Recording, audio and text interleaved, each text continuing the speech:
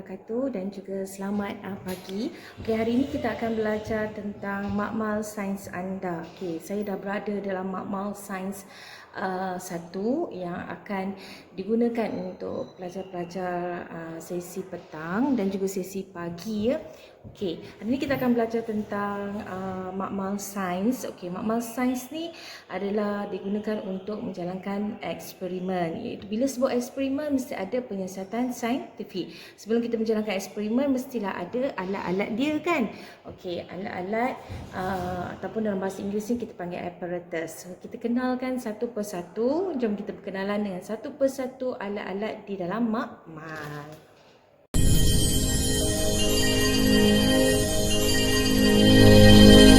Okey, alat pertama yang kita akan belajar hari ini adalah yang pertama adalah tabung didih. Okey, tabung didih ini adalah tabung didih. Bila saya sebut tabung didih, dia lebih besar daripada satu lagi kita panggil tabung uji. Okey, nampak beza dia tabung didih dengan tabung uji. Okey, tabung didih ni dia lebih besar dan dinding dia lebih tebal. Manakala tabung uji ni dia punya dinding adalah lebih nipis. Kenapa ya? Sebab yang ni adalah digunakan untuk memanaskan larutan, okey, memanaskan bahan kimia yang dalam kuantiti yang sedikit. Manakala yang ini adalah untuk meletakkan, okey, mengisi bahan kimia dalam kuantiti yang sedikit. Okey, macam mana kita nak holdkan dia, nak berdirikan dia? Kita akan ada satu alat yang dikenali sebagai rak tabung uji. Okey, jadi kita akan susun tabung uji ini, okey, di dalam rak tabung uji. Okey, so look at this one. Okay, there are two different size. The first one we call as a tabung didih. Okay, different size is bigger than. Satu lagi yang ni kita panggil tabung uji. Okay, kalau kita panaskan tabung uji ni dengan menggunakan pelindung Bunsen, ia akan pecah. Jadi tak sesuai untuk memanaskan larutan. Jadi bila cikgu cakap, okay, untuk kita memanaskan larutan dalam kuantiti yang sedikit, kita akan ambil apa? Kita akan ambil tabung didih. Okay. Jadi saya ulang balik, ini adalah tabung didih, ini adalah tabung uji dan juga ini adalah rak tabung didih dan tabung uji. Okey, macam mana kita nak lukis tabung didih dengan tabung uji ni dalam buku sains bila ada lukisan untuk melukis tabung uji dengan tabung didih. So kita lukis macam ni ya. Okey, kita lukis. Okey, nampak So kita ada dia punya sengatan ni. So kita akan lukis macam ini. Naik ke atas dan ada sengatan di sini. Okey, dia tak perlu lukis satu tabung didih ni dengan betul lah. Dengan mengikut gambar rajah yang sebenar. Kita kena lukis mesti ada ni dan kita mesti lukis macam ni dan mesti ada sengatan, ada telinga dekat sini. Okey, tanpa telinga dekat sini ia akan jadi salah. Okey. Saya lukis balik Saya akan ada telinga dekat sini dan turun ke bawah, kemudian naik ke atas, buat satu bulatan dan ada telinga di sini. Jadi awak akan nampak telinga dia macam ni. Okey, dan macam ni. Okey, so kita turunkan, maksudnya dekat sinilah. Okey, ini mesti ada, barulah lukisan itu kita akan terima. Okey, kalau kamu lukis macam ni saja, maksudnya tidak boleh. Okey, tidak akan diterima. Okey, jadi saya harap awak faham mesti ada lukisan dekat sini. Okey, itu saja untuk tabung didih dengan tabung uji. Okey, untuk mengisi larutan yang lebih besar, dalam amount yang lebih besar, kita ada satu lagi alat dikenali sebagai beaker. Dalam beaker ni ada beberapa saiz.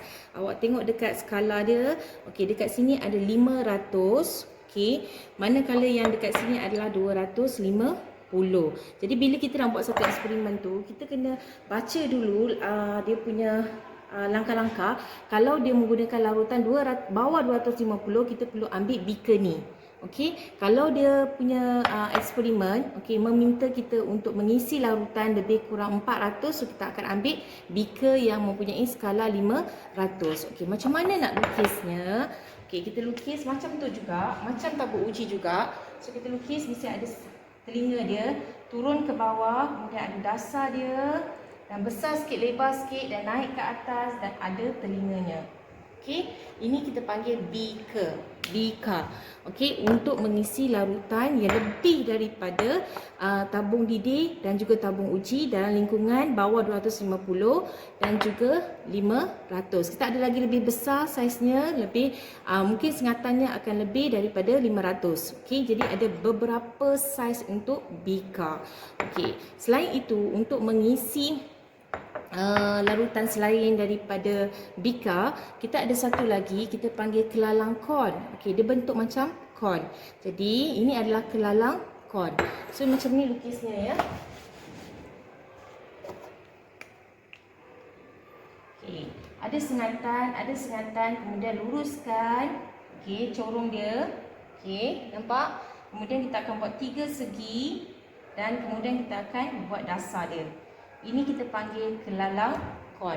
Okey, pastikan lukisan awak ni ada telinga dekat sini. Ini adalah kelalang kon. Okay. Yang ni adalah kelalang kon. Kita ada satu lagi kelalang kon. Yang ni kita panggil kelalang kon dasar bulat. Nampak tak bulat dekat bawahnya? Ini adalah kelalang kon. Okey, sama juga lukisannya. Kita lukis ada telinga dan kemudian telinga dan dia punya leher ni panjang, kemudian kita buat bulat. Okey, kita buat bulat. Mungkin bulat saya tak cantik, so kita akan buat bulat yang cantik.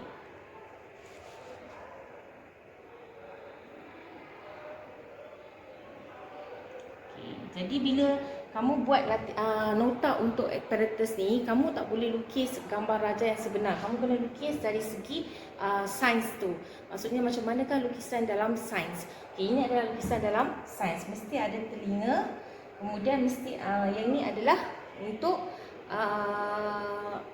kelalang kon dasar bulat. Jadi awak tahu ya, kelalang kon ini adalah kelalang kon biasa, kemudian ini adalah kelalang kon dasar bulat. Okey, dia ada ukurannya adalah sama dengan kelalang kon ni. Okey, ini saya ambil 250.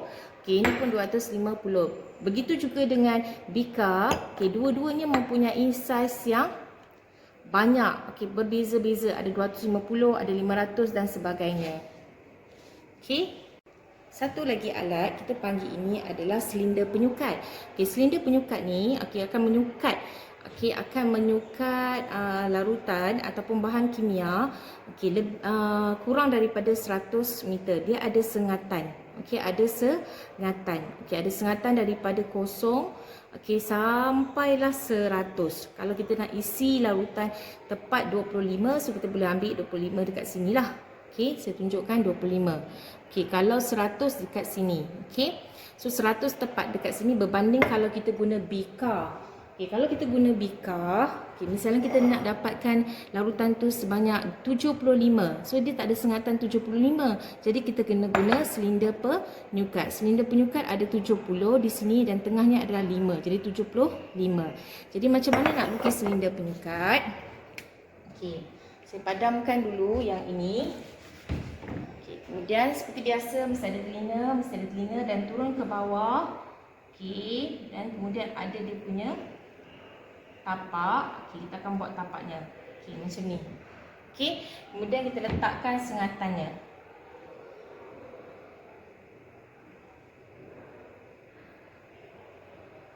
Sampailah ke bawah. Awak lukis cantik-cantik.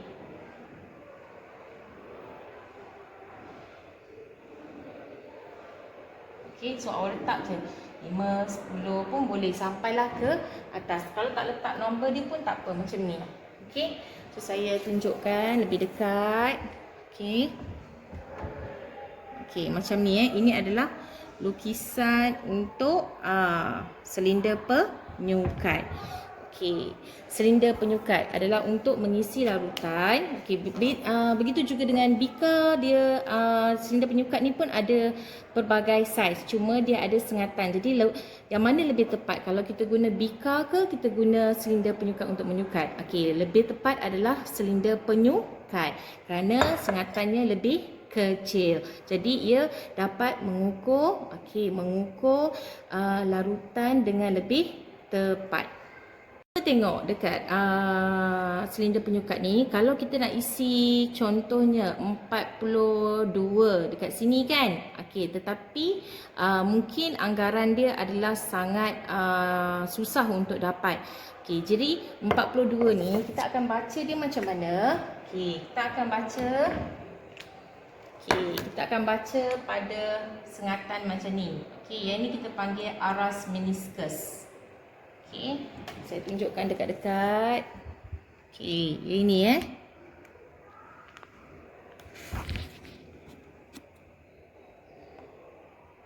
susah pula nak tunjuk. Ini aras meniskus. Okey, dekat badan ni. Ini telinga, badan ni kita panggil aras meniskus. Rasanya sekolah rendah kamu dah belajar ni. Meniskus. Okey, ini kita panggil aras meniskus paling tepat. Okey, untuk cara bacanya di badannya. Okey.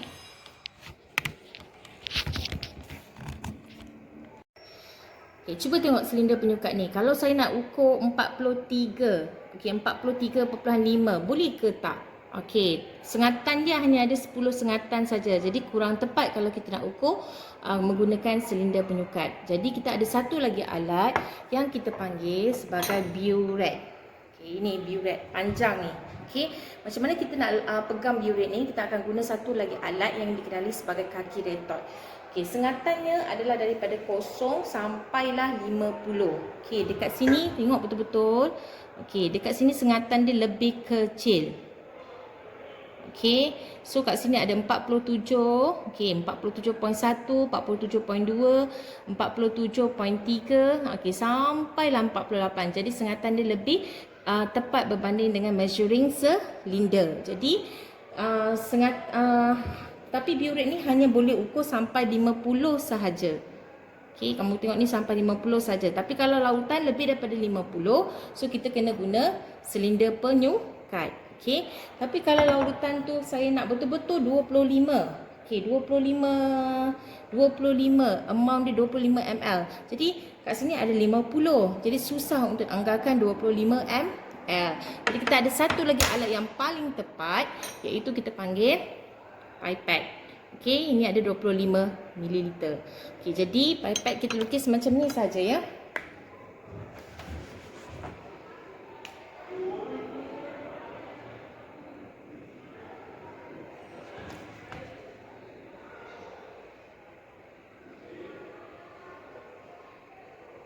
Okey, ini adalah pipette.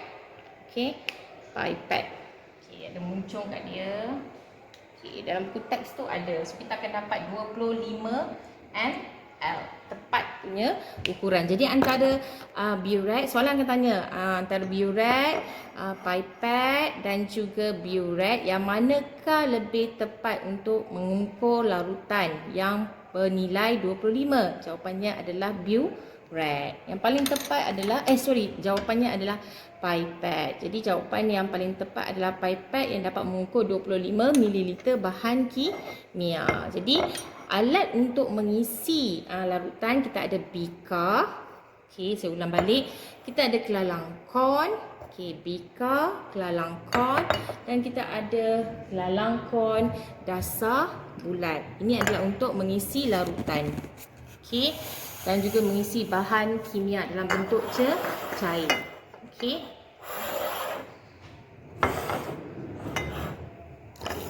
Manakala alat untuk mengukur bahan kimia, okey, kita akan pilih silinder penyukat, okey, burette, pipette, okey, dan juga burette. Okey, 3 alat untuk mengukur, 3 alat untuk mengisi bahan kimia. Bezakan antara soalan tersebut. Ini adalah corong turas. Okey, corong turas ni, adalah untuk memisahkan, mengasingkan pepecah daripada lautannya. Contohnya kalau air itu berpasir. Okey, kita letakkan di atas, okey, bersama dengan kelalang kon di sini. Kemudian sebelum masukkan air yang berpasir tadi, kita perlukan satu penapis. Kita panggilkan kertas turas. Kertas turas ni bentuk dia bulat. Kemudian kamu akan lipat dua macam ni. Jadi semi bulatan. Kemudian lipat lagi. Di sini macam ni. Kemudian kita akan bukakan dia. Kita bukakan dia. Macam ni. Okay. So dia akan jadi macam ni. Nampak? Kemudian barulah kita letakkan dalam corong turas.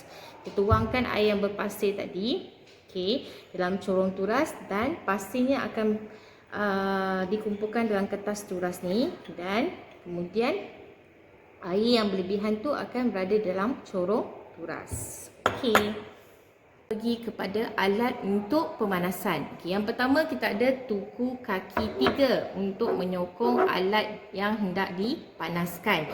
Okay, kemudian untuk menjadikan haba itu sekata, okay, so kita ada kasar dawai.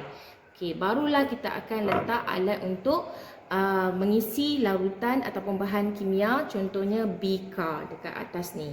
Okay, so kita boleh panaskannya. Jadi kita ada tuku kaki 3 untuk menyokong alat itu, okay, menyokong alat semasa pemanasan. Manakala kita ada kasar dawai untuk menjadikan haba itu sekata semasa pemanasan. Dan kita ada bika. Bika ni adalah untuk mengisi bahan kimia. Dan yang ini awak familiar, yang ini kita panggil penunu Bunsen. Okay, Bunsen. Penunu Bunsen kita letak kat bawah ni. Okay, dan yang ini kita boleh tinggi.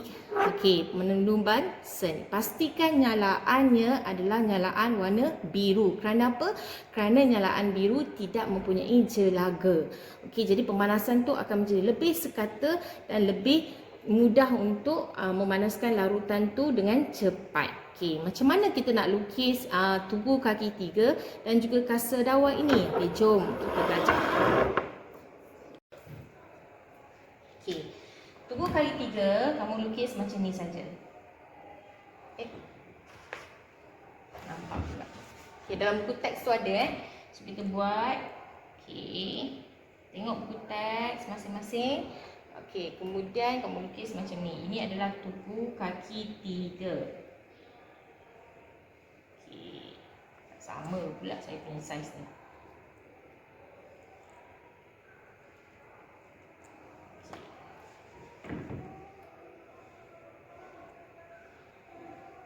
Okay, ini adalah tugu kaki 3. Manakala kasar dawai, kita lukis bentuk dia X. Ini adalah kasar dawai. Kemudian bika, ada telinga turun bawah. Okay, kemudian ada lengkok dekat bawah. Ini adalah bika. Okay.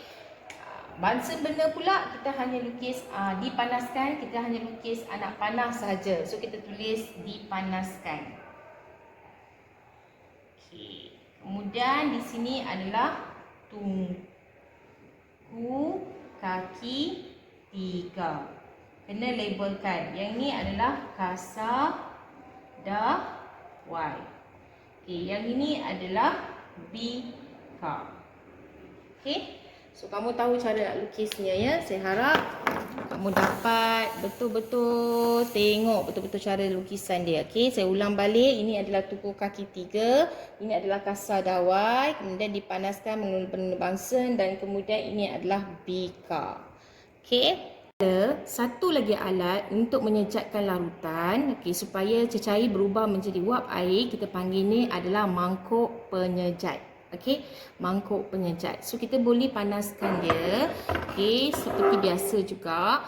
Okey, pertama tugu kaki 3. Kemudian ada kasar dawai dan kemudian kita letak mangkuk penyejat di atas ni. Okey. So barulah kita bawakan penunu Bunsen. Okey. So itu adalah alat-alat yang di dalam makmal. Okey, macam mana kita nak dapatkan nyalaannya adalah warna biru. Pastikan lubangnya adalah terbuka. Okey. Lubang penunu Bunsen ni mesti terbuka. Okey, supaya gas oksigen semua masuk dan kemudian kita akan nyalakan penunu Bunsen ni untuk lihat sama ada warna dia biru ke warna dia merah. Kalau merah dia ada jelaga, kalau nyalaan biru tidak ada jelaga. So kita panaskan, ini adalah pemetik api. Kita buka dan kita petikkan dia. Okey, nampak tak? Okey, nyalaan biru dia kita letak. Okey. Ini adalah nyalaan biru. Okey, saya tunjukkan. Okey, nyalaan dia biru. Okey, betul-betul dia biru. Nampak tu? Okey, nampak dekat bawah tu nyalaan dia biru. Jadi ini tidak ada jelaga. Pastikan lubangnya adalah terbuka. Okey, saya tunjuk balik. Okey, nyalaannya biru. Dekat bawah tu biru, kita boleh perlahankan. Okey. Sini adalah nyalaan biru. Jadi macam mana kita nak panaskan larutan? Okay. Kita perlukan bantuan kaki retort. Ini adalah kaki retort. Okey, yang ini kita boleh adjustkan dia dekat sini, kat tepi ni. Kita boleh adjustkan tinggi ataupun rendah. Okey, manakala yang satu lagi ni kita panggil okey, retort. Okey. So yang ni pengepit dia. Jadi so yang ni kita boleh kepitkan. Okey. Tabung uji tabung didih kita tadi. Kita ambil tabung didih dulu ya. Jadi kita masukkan dulu larutannya.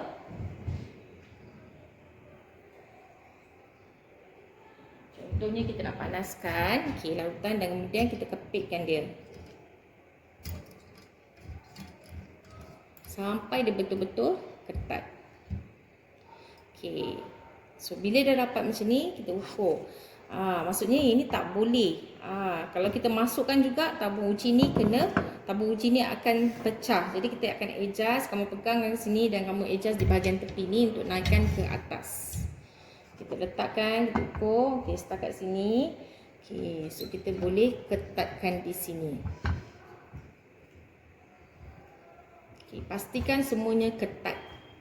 Okay, selalunya saya akan saya akan buat condong sikit. Pastikan betul-betul ketat ya. Okey, kemudian ini pun sangat dekat. So kita naikkan ke atas lagi.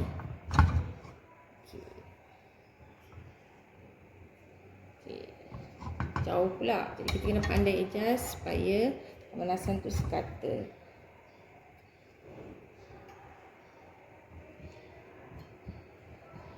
Tak pula sini.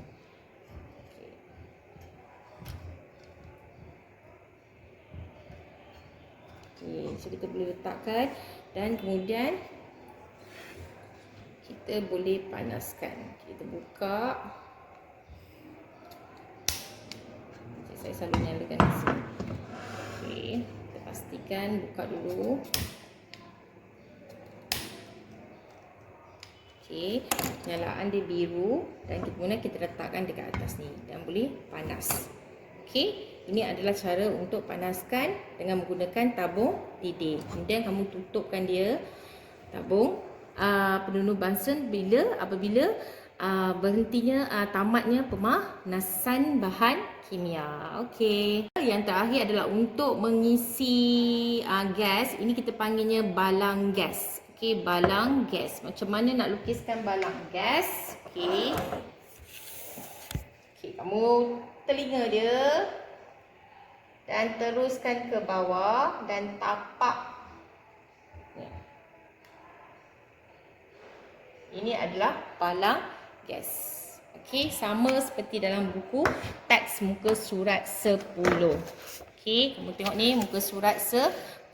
Okey, tugas kamu kena lukis alat tersebut dalam bentuk jadual seperti muka surat 10, tetapi kena lukis dalam bentuk lukisan sains ni. Okey, selalu ditanya dalam peperiksaan. Jadi saya ada satu soalan untuk kamu. Soalan saya, okey, Zafri mahu mengasingkan garam daripada larutannya melalui proses pemanasan. Okey, lukiskan dan labelkan radas, radas yang terlibat dalam proses pengasingan garam dan juga larutannya. Kita perlukan apa? Yang pertama, kita perlukan mangkuk penyejat supaya air itu dapat bertukar menjadi wap air melalui proses penyejatan di mana cecair bertukar menjadi gas. Kemudian kita perlukan untuk proses pemanasan, tentunya kita perlukan penunuh Bunsen. Okey, penunuh Bunsen. Dan seterusnya, okey, macam mana nak letak, nak sokongkan mangkuk penyejat ni di atas penunuh Bunsen? Okey, semestinya kita perlukan tuku kaki 3. Okey, kemudian kita ambilkan tuku kaki 3. Okey. Dan boleh tak kita letakkan terus di sini? Adakah pemanasan itu sekata ataupun tidak? Jawapannya tidak. Dan kita perlukan satu lagi alat untuk memastikan pemanasan itu sekata, iaitu kasar dawai. Kemudian kita letakkan kasar dawai dan letakkan mangkuk penyejat. Okey. So yang ni barulah kita akan panaskan dengan nyalaan warna biru. Kenapa warna biru? Ianya kurang jelaga dan juga pemanasan itu akan menjadi lebih sekata dan menjimatkan gas dalam penunuh bansen.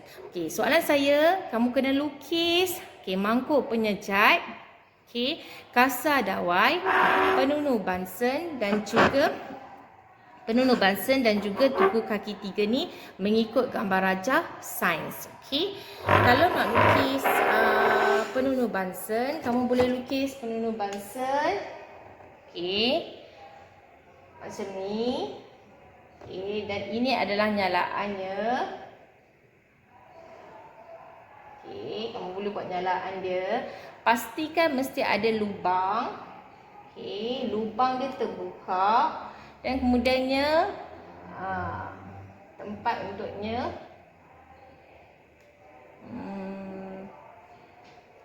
dan tapaknya.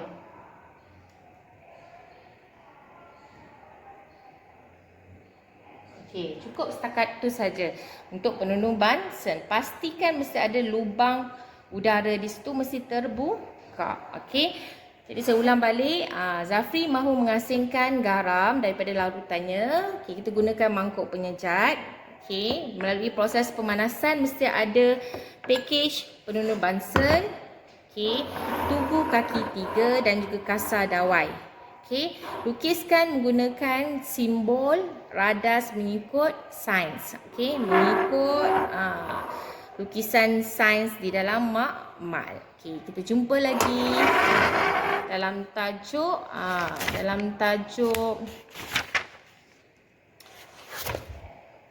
bahan berbahaya. Okey, bahan berbahaya dengan simbol-simbol di dalam makmal. Okey, Assalamualaikum warahmatullahi wabarakatuh dan selamat sejahtera. Sekian, terima kasih.